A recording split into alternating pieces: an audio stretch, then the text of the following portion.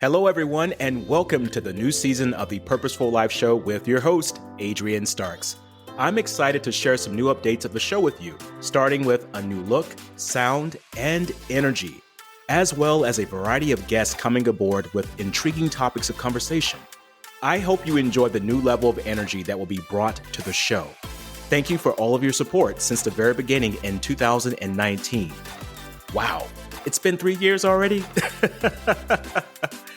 Because of you, the Purposeful Life Show is now in the top 5% of all podcasts globally, and we aim to get it into the top 1%.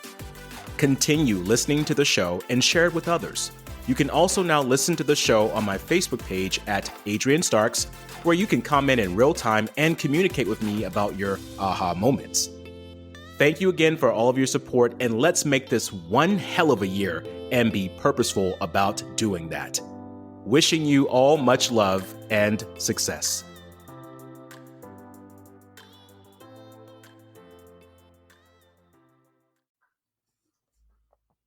Hi, my name is Adrian Starks, and welcome to the Purposeful Life Show on the Champion Up Podcast. This podcast is for the courageous creators wanting to create a life of meaning, adventure, and fulfillment, all while helping to make the world a better place. I'm happy you're here, and if you're new to our show, make sure to give us that 5-star rating and subscribe so you don't miss out on future episodes. Also, connect with us on Facebook and Instagram at Champion Up. It is always that one idea that could be your breakthrough. It's time to step into your courage and believe the champion in you.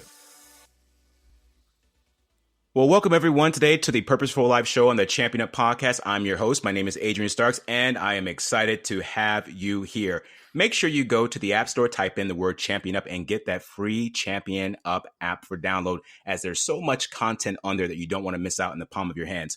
Also, go to championuppodcast.com, and to download this onto any podcast platform, make sure to give us that 5-star rating and subscribe to the show so you don't miss out on the future episodes that are coming to you weekly. Today's episode is how about a helping brand? And no, I did not say helping hand. I am saying helping brand, because in the world of business, it is about branding. And we got a special guest on today. He knows all about branding. His name is Greg T. Greg T, can you say hello to our audience? I certainly can there, Adrian. Hello, audience. Thanks for having me. I'm excited to be here, man. We're excited to have you on the show, Greg T, and this is going to be an exciting time for us to learn about the power of branding and what is branding and where it came from and all these great material things that we need to know. But to start things off, Greg T was raised by his single mother in southwestern Ontario. With finances always being an issue, Greg learned the real value of relationships, working hard, and the value of doing the right thing. I like that. Greg is a well-educated and accomplished marketer, graphic artist, as well as an entertainer. Later, he spent over 6 years as a lead singer in bands around southern Ontario, mainly in the Toronto area. Again, learning the firsthand how to capture an audience's attention and stir up interest in a crowd. He moved west in 1995 and soon after began his company, The Image Stop, bringing his passion for real branding, marketing, design, and helping others succeed to his company and each project he has been involved in since. Greg T, welcome to the show today, my friend. Awesome. Thanks, man.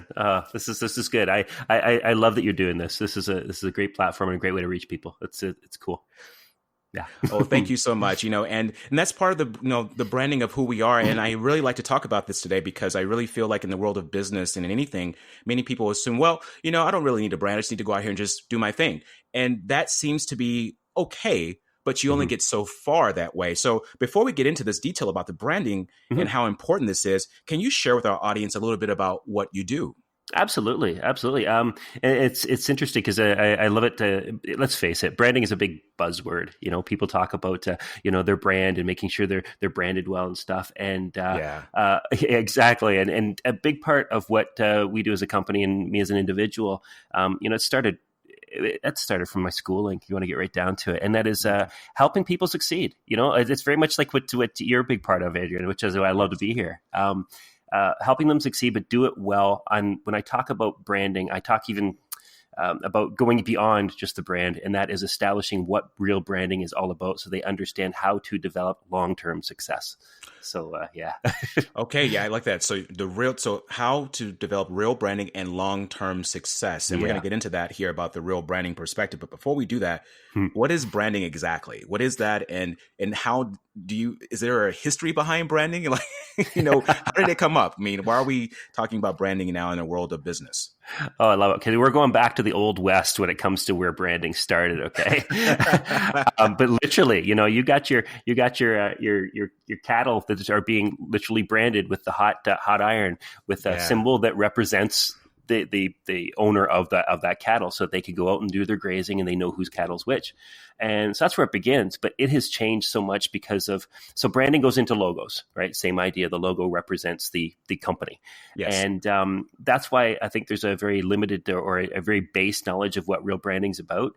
I dig it a lot deeper. Branding is when you go to the corner store and you're buying something, and it's how you signaled or didn't signal when you're changing lanes and you meet those people. It's how you present yourself, because as a business owner, well, let's face it, anytime you go somewhere, people go, "Oh, hey, good to meet you. What do you do?"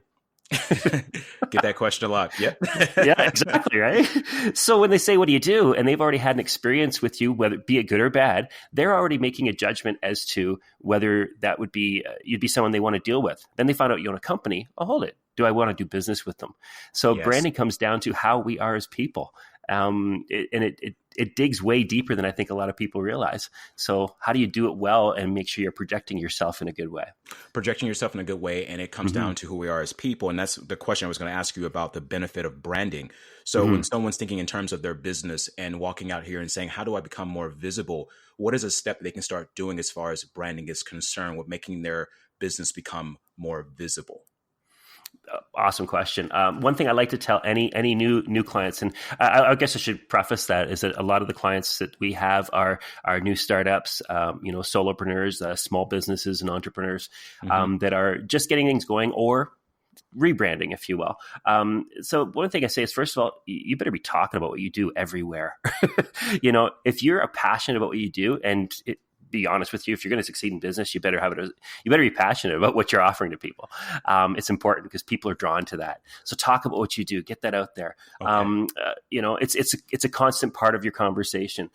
Tell them how and why you're passionate about what you do, because it's like a moth to a flame type angle. If you want to get down to it, people are drawn to that fire. So get there, be excited about what you're doing, get out and talk to people, go to networking events, meet, open up your circles. And here's a really weird one. Make sure that on a regular basis, you look in the mirror and you see the reflection for what it really is. Meaning, I know, right? Can we go back to that? Repeat that one more time, Mr. Greg T. Absolutely. On a regular basis, make sure that you're going to the mirror and seeing the reflection for what it really is. And if you don't have a mirror, get one. Now, that's right. Today. Yeah, exactly. Because we're not perfect. Nobody is. Yeah. Nobody's company operates perfectly, and it's really interesting because in what we do. So in the with the branding side of our business, we do web design and hosting and that as well. Now take that, and let's face it, technology is not perfect. People aren't perfect. There will be problems. Yes. I find it interesting that some of my best clients are ones who I have gone through some troubles with, where their site's gone down, where they had some issues with not sure how to receive email, whatever, right? Mm-hmm. And we've had to jump in and do what we could to help them. And the response you get there, and the commitment the commitment you get from your clients as far as on a long-term basis, it's more solidified then, because they go, wow, that's how you handle this stuff. Being perfect, no one cares. No one cares. Let's talk about this here. Being perfect, no one cares. So why are we trying to be perfect? It's about striving for excellence and being consistent in what you're presenting out there, right? Because that's the whole thing about looking in the mirror. What do you see coming back to you? And speaking of reflections coming back to us, when I see Greg, I see green. I see other things too. And so we're going to talk about this here for a second. So Greg let's go green. So let's go green. Let's literally go green, right? So you got it. Greg is known as, the green man. I mean, I call him Mr. Green, not Mr. Clean, but Mr. Green, not the Green Hornet, not the Green Lantern, but Mr. Green.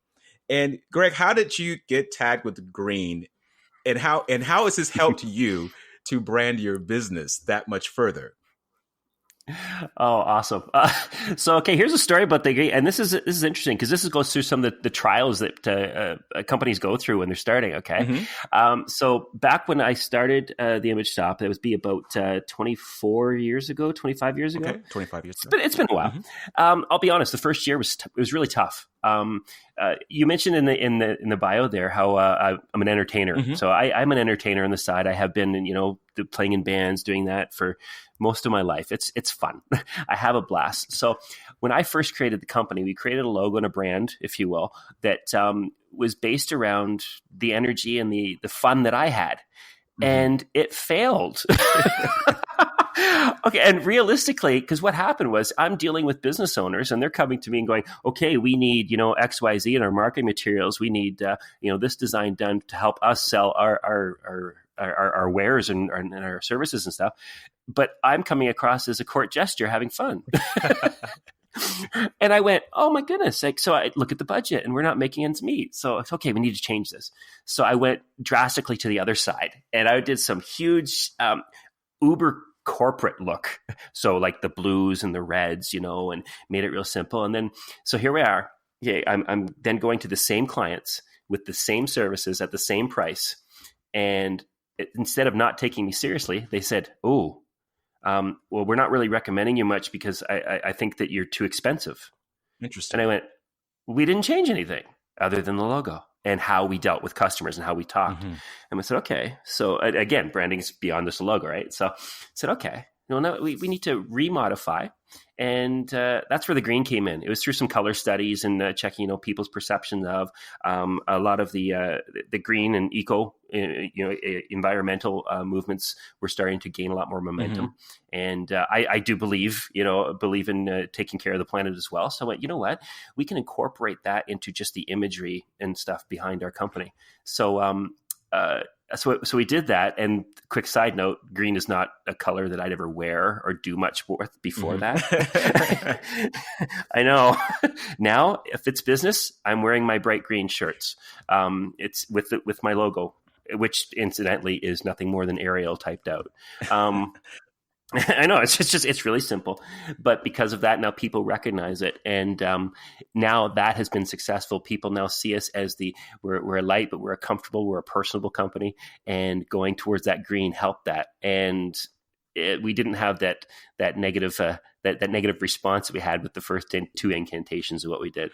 So that's a big one. That is a big one. I love your story behind that too, of what you did to retweak your business, and at that moment when you changed that way of approach, and you also changed the color scheme and the logo, that the company was like, mm-hmm. "Oh, you're too expensive." Because then at that point, it was a representation of what you really felt about yourself. And I want to get back to what you were saying before about us being beyond the brand or the logo.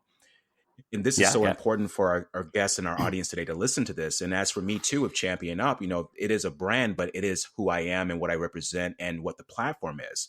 And so when you're thinking about your business right now, you have to ask yourself one big question: why do I really want to do this business? Is this business a part of who I really am and what I would do when no one is watching or looking?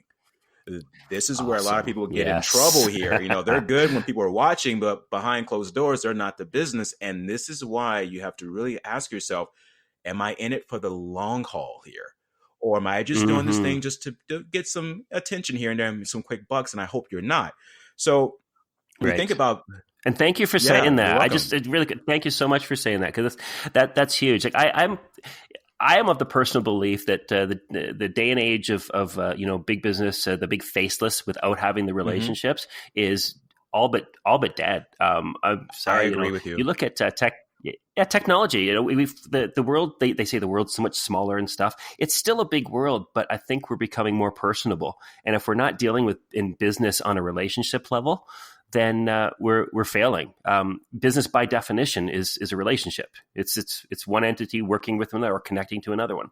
And if we're not focusing on that, then we're missing the boat. So, and that feeds into the brand. And you nailed that. I love that. It needs to be a core part of who you are and what you do, or else.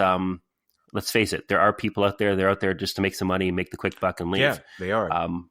don't want to deal with Yeah, them. neither do I. It's funny too. You said business is relationship, and many people say, "Well, don't mix business with personal and all these things." And it is Oh, personal. It's it's an interpersonal relationship that you have with other people. And if you don't have this good relationship, then guess what happens, ladies and gentlemen? Nobody wants to do business with you.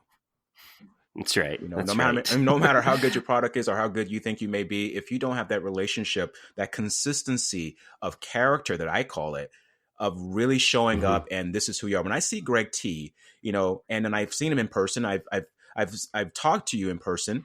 I get the same person. Hmm. I get consistency across the boards. And that's why he's on the show, ladies and gentlemen, because he's a courageous creator, because he's willing to be himself and step into his own truth and express his business and help others do the same. And speaking of businesses, it's so funny here that I Hmm. remember when it comes to branding, I remember the story about Bill Gates, and because I'm right around the corner from him here in Seattle. And it was funny Okay. that Yeah. at one point they asked him about his kids. They said, "Hey, does your kids, do they have like all the technology?" He goes, "Of course." He goes, "Do they have like, the iPhone and all these other things? Or what do you think about that?" And Bill Gates says, "Well, no, I love all technology." He goes, "But in my house, it's only my stuff." and and I love that, because what he was saying was he supported what his kids wanted. He didn't tell them what they could have or what they couldn't have, but in his house, those are his products. Yep. That's his brand. And I want you to think about that. In your house, do you have something that shows your brand? Do you have a product? Do you have a Totally. cup? Do you have a shirt? Do you have colors like me and Greg? Do you have anything that gives you the sense of, this is who I am? Yes, I love that you said that's awesome. It reminds me of something. So back 3 years ago, right? I was at the point I need someone to come and basically be my bookkeeping office manager and so on and so forth.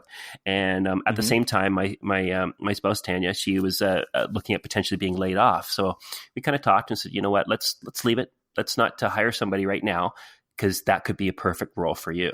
Right. And it turned out, yes, that's what happened. She moved into it, and she's been there since. It's awesome, to be honest with you. But one of the things that I have as a rule in the company is when we send out emails, and Adrian, you'll probably be able to speak to this, is that every email has to have a smiley face in it. I Yes. always put a smiley face. And the reason being is, well, when I meet people, we laugh and joke, we have some fun, and I want that to be carried through. So that's part of the branding. It's the same thing, right? Mm-hmm. And Tanya's response to it was funny, because she came from a very more corporate background, is where she Mm-hmm. was coming from, and she went, "Well, that's really unprofessional." And I said, no, that's what my company is. and she wasn't wrong from where she was coming from, by all means. Mm-hmm. But even now we joke about that, and she'll say, "See, I put smiley faces in." I'm like, okay, good. I love that. And the fact that you were able to address that and say, it's the way the business is. And I want us to really think about this. We always think, well, it's not professional. I have to be professional. I have to be this way. I have to dress this way. Yeah, if you're going to Yeah. an event, you want to be nice. You don't want to show up in cargo shorts and tennis shoes, and depending on the event. But if you're being yourself and you are coming across as a genuine, authentic person of consistency with your Mm-hmm. message, with your ideas, with your products, then that is to me professional. But Mm-hmm. if you're not showing up with consistency, one week you're this way, next week you're this way, and you're telling me one thing, you're doing another thing, and you're wearing this, you're wearing this type of outfit, but yet you're saying you're about this, that's not professional to me. Yeah. And Yeah. that's what we have to be very careful on when we're starting a business. So for you out here listening to start a business, how you start things is how you end things. You want to make sure you start on the right note and be consistent in that. And Greg, so where were you when Mm-hmm. this idea of creating this type of business? Do you recall the place that you were when this happened, when you were like, I'm going to come up with this business called, the Image Stop, and I'm going to make this happen. It's going to be so grand. I'm going to just change how people see branding. Do you remember where you were when this happened? How much time do we have, Adrian? We Okay. have some, how about an abbreviated story of that? I'll do my best. Okay, this is going to be awesome. Bit of a life story, because I do believe it needs to be a part of who you are. Okay, so go way back. I'm in public school. I'm an artist. I actually excelled in the fine arts. Okay, I did a lot of things there, and scholarships and so on and so forth. I had my uncle come up to me, and he says, "Greg, what do you want to be when you grow up?" And I said, "I want to be an artist." And he looked at me, and he was in sales. Okay, and he goes, "You should get into sales. Everything's got to be sold, you know." And I looked at him and I said, yeah, but who designs it first? He shook his head. He walked away. But fast forward years later, I'm in, in my art programs and things, and I'm seeing the quote unquote starving artists. And then our federal government purchased a painting from a Canadian artist.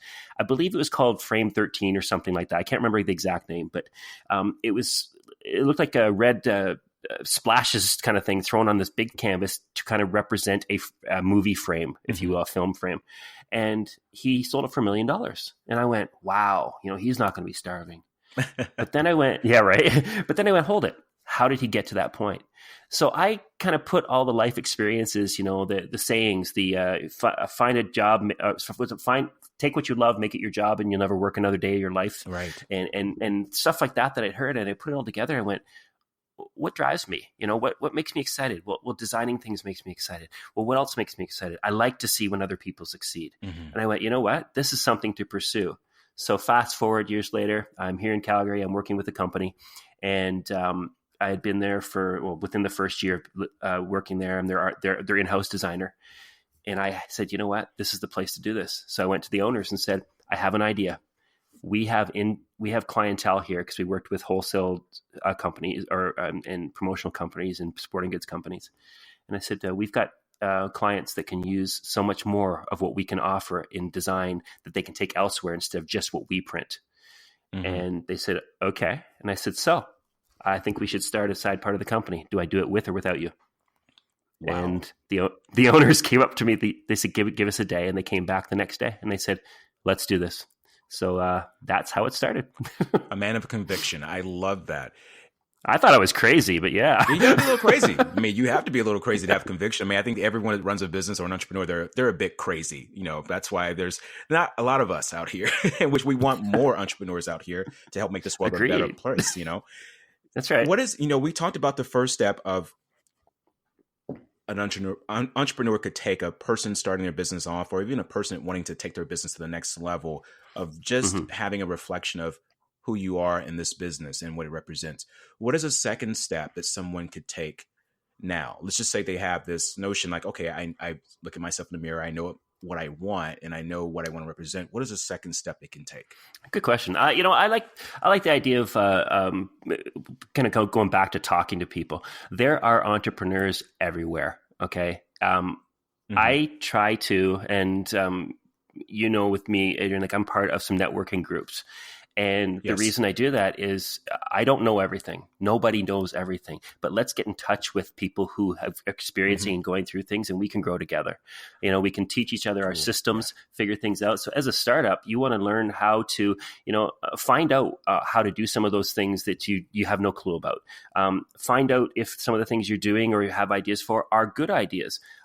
First, one big group I joined, I was very thrilled because they were extremely organized, a lot of systems in place. And I went, oh, I have these systems too. What do you know? I'm doing the right thing. That was nice. Then was able to modify and grow from there. So yeah, get in touch with the people that you're that are there and doing the same things you are. Secondly, one thing I would say too, just kind of back to some of the you mentioned the cargo shorts and stuff like that, depending on meetings.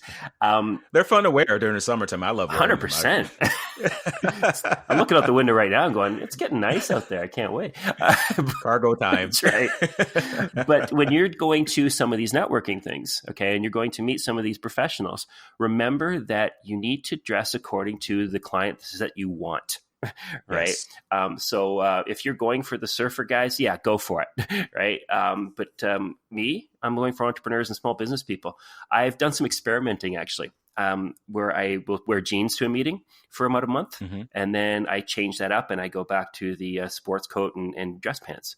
And it's interesting because as far as the referrals and recommendations that I get when I'm in jeans versus the suit jacket and stuff, night and day. I get people who are just, they want really super quick, cheap. They really don't care if I'm in jeans. And I go and wear the other stuff. And all of a sudden I've got some people who are very serious about their business. Needless to say, I wear my sports coat a lot. That's an important observation for our audience, because it is about how you are branding yourself depending on your audience, right? So if you Mm-hmm. do want a certain type of audience, a certain type of clientele, you have to see what they see. Mm-hmm. And you got to be very aware of that. What are they seeing when they see you? Because if they're seeing another thing and you're projecting something that you think they're seeing, they're really not, that's a Oh, conflict. totally. And that's not going to get you what you want. Yeah, exactly. And let's be real. So we know what the background of branding is, but where it is now is branding ultimately is the public perception of what they see you as a company and person being. It has nothing to Yes. do, I shouldn't say nothing. You can influence it, but ultimately, what the public sees and what the public says it is, that's what it is. That's what it is. Yeah. And that is why you're an expert in this field. And that's why you're on the show as a courageous creator and an individual that knows about branding, because you have also given me some great ideas about branding for my business. Because when I started, I was just like, I just want to be a motivational speaker and just help people across the planet, and just nothing wrong with that. Anyone Which is listening, awesome. which is Yes. awesome. Anyone's listening that's a motivational speaker, no pun intended. But I actually wanted to do something different. I said, well, what does it embody when I'm not around? What will people think of Champion? What will they think of Adrian Starks? And this is what Greg's talking about today. Greg T is talking about. What is the perception of what you do?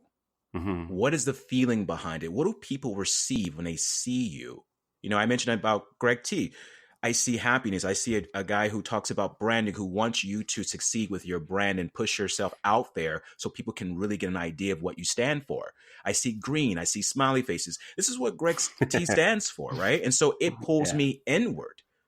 What do people see when they look at your business? And it's good, like Greg T said, to follow up with people, ask them questions. Like, what do you see when you look at me in my business? Mm-hmm. What is your feeling about it? Get that That's right. feedback from the public, because you're going to need that. Because if you don't know what you're showing out there, you're probably not getting the results that you want to get, and you probably will not get them. That's right. And you know what? It's even that is kind of cool, because not only you're not necessarily going to get the straight answer when you ask sometimes too. So also just observe how people react and how they deal with you. So if you're getting those referrals or you're getting the jobs that you're looking for, then you're on the right track. If you're not, rethink how you're presenting yourself. I had an instance, just a really quick aside there. I was at speaking at a global convention in Thailand back in November, and we had a speed networking session, okay, where you sit in groups of 10 and you go through really quick, telling each other what you do, like in 30 seconds, blah, blah, blah. And then you quick 2 minutes to share some other cards and talk, and then split up and meet 10 more people. So this happened for, I don't know, about 45 minutes to an hour or so. And this convention had like 3,000 people. Okay. So the third group I get in, a guy comes running over and he slides up beside me. So he's having fun. He's got some good energy. He's excited. Right. So he slides over and goes, "Hey, Greg." I had no idea who this guy is. Okay. But because he came over that way, I'm like, okay, so this is the kind of thing that I like to project. That's what I'm attracting. That works. Right. And he goes, "Yeah, I recognize the green shirt. I follow you on Instagram." And I went, "Oh my goodness." The guy's from Indonesia. It was so cool. But that just kind of said to me, I'm doing it right. This is the kind of people I want to work with. He's excited. He's passionate. And he gets his business side, but he also had no problem being who he was. And he recognized me because of who I was. So it was cool. Yeah. Amazing. And Greg T, how can people get in contact with you? Well, I love that one. Email is always the best for me, just because I am always doing lots of stuff. You never know. So, Greg at thebrandguy.ca or Greg at theimagestop.com. Those are my two main ones. And you know what? I have no problem with people reaching out, and I love to share stories and help if necessary. So yeah, excellent. That's really cool. I love that. All right, Greg T, it's great so much to have you on the show today. And I have one more question for you, the Courageous Creator question. Sure. And I'm going to ask this to you. What does success mean to you? I love that question, man. Success to me, okay, it's not monetary. Yes, ultimately, I know we need to make a living. I get that. Success is helping others succeed and helping others to be the best that they can be. I think overall in this world, like I say, I think things are changing, and there's a lot stronger focus in what can we all do together to make this a better place, period. Whether that be on the global environmental level, whether that be on the personal level for people dealing with issues themselves personally, or whether it be on the business level. So wherever we are in whatever realm we're working in, helping others. Yeah. And there you have it, ladies and gentlemen. This is why Greg T is a courageous creator on this show today, and why he is actually the brand guy. Thank you so much, Greg T, for joining our show today. Thanks, Adrian. I really appreciate this. This has been fun. It's been an amazing time. We have to have you on again. And thank you again for this presence today. We've learned a lot about branding and what it truly means. And to my audience out here, thank you for joining in today. And I encourage you all to be that courageous creator in your life. This is the Purposeful Life Show and the Champion Up Podcast with myself, Adrian Starks, and thank you for listening.